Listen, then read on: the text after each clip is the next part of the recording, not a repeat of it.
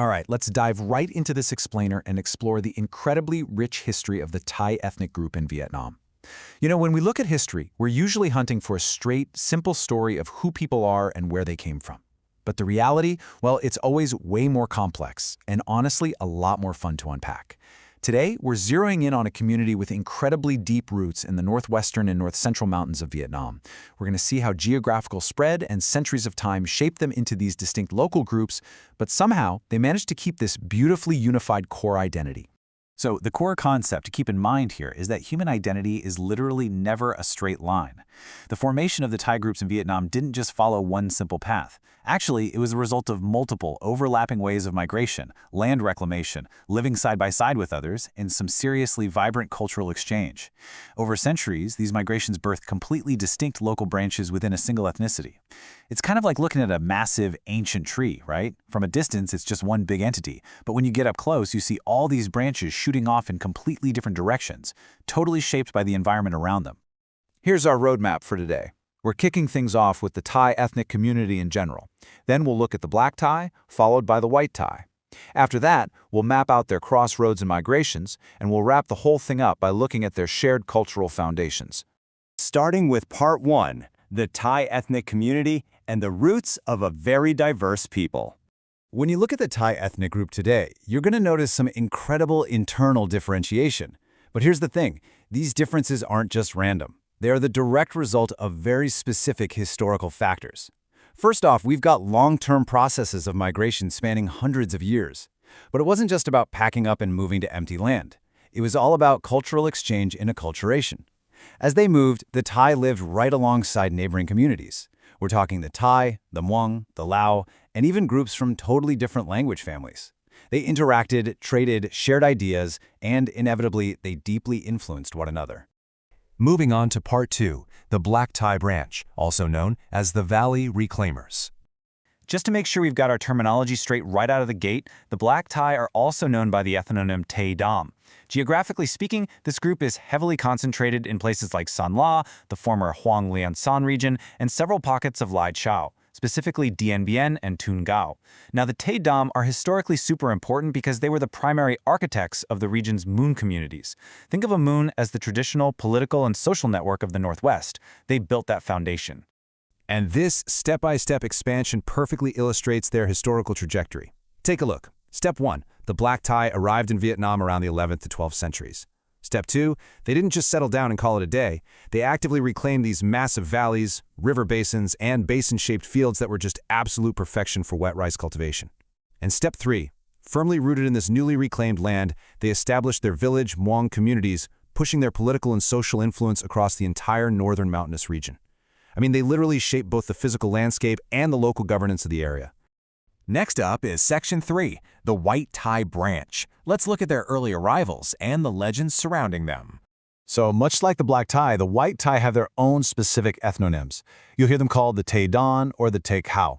Today, you'll find them living mainly in Lai Chau and certain districts of San La, like Quinh Nhai, Bac But Yen, and Phu Yen. What's really captivating about their origin story is that written sources tie them incredibly deeply to the ancient Bac population. That's a group that actually lived for a really long period across northwest Vietnam and southern Yunnan. When we compare these two branches side by side, the absolute crucial difference comes down to timeline and geography. So while the Black Thai arrived around the 11th or 12th centuries to set up their muongs, the White Thai actually showed up way earlier. We're talking the beginning of the second millennium. They gradually became the dominant force on the right bank of the Red River and in the Lai Chau region. In fact, their early presence along the Red River is so foundational that it's even recorded in local historical legends. Like, if you look at the tales of the military advances of a figure named Lang Chung, they specifically mention encountering White Thai chieftains right along his route. The thing is, the White Thai weren't just early arrivals. They were a massive force in polity building. By the 13th century, they had firmly locked down control over Muang Lay. And from those initial hotspots, they just kept pushing their power and settlement range outward into Quinh Nhai, Muang Thé, and Muang Tak. Eventually, some of these groups moved even further south, all the way down into Da Bac and Tan Hua. They were completely instrumental in forming the network of Muang polities in the northwest, proving they were a whole lot more than just your average valley-dwelling farming community. All right, Section 4, Crossroads and Migrations. This is where we trace their southern journey. Following this historical timeline, we get a front-row seat to just how messy and continuous human migration really is.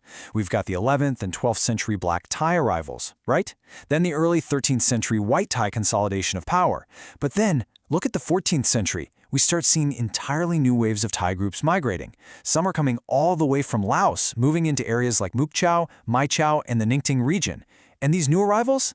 They were stepping into areas that were already total melting pots. They're encountering groups that had settled there way earlier, leading to this incredibly intense, dynamic interaction of cultures. Now, trying to categorize this dizzying array of smaller, complex groups that formed in the South reveals these fascinating micro-histories. Let's break down this table. Take the Taytan, located in Thanh and Nha Trang.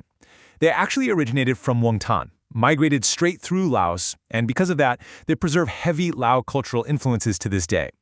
Then you've got the Tay Moi, in the exact same region, who came from Chiang Pak during the reign of Lê Thai To, or the Tay Pao, who settled along the upper reaches of the Lam River around the 14th century. Every single one of these subgroups has its own distinct microhistory, heavily blended with local and Lao cultures, thanks to hundreds of years of co-residence.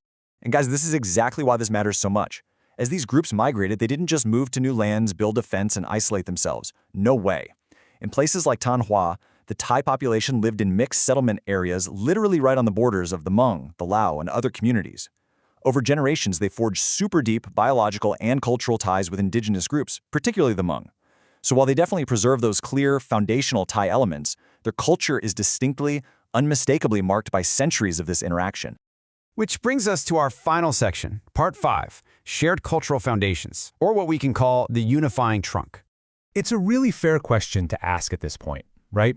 With all this migration, all this acculturation, and all this outside influence happening over nearly a millennia, are these groups entirely separate now? Did all this relentless movement completely fracture their identity to the point where they basically have nothing in common anymore?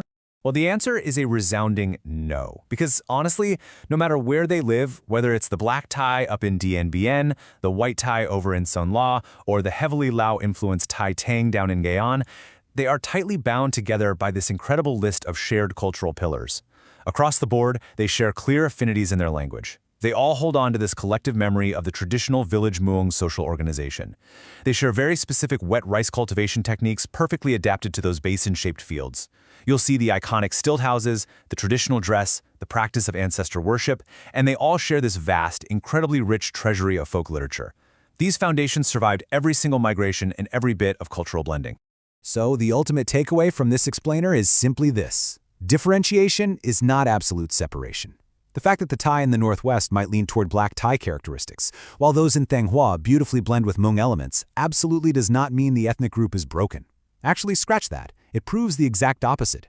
It proves they are a highly flexible, living community. Their differences are a testament to their survival and their incredible ability to thrive in vastly different geographic and ethnic environments. I'm going to leave you with this final thought, drawn directly from our source analysis. The history of the Thai people in Vietnam shows us that true cultural endurance lies in a community's ability to be broad, dynamic, flexible, and highly adaptive. It really begs the question for all of us.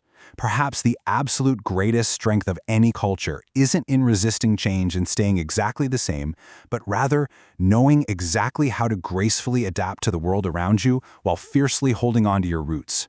Think about that the next time you consider what makes a community truly endure. Thanks so much for joining me on this explainer, and I'll catch you next time.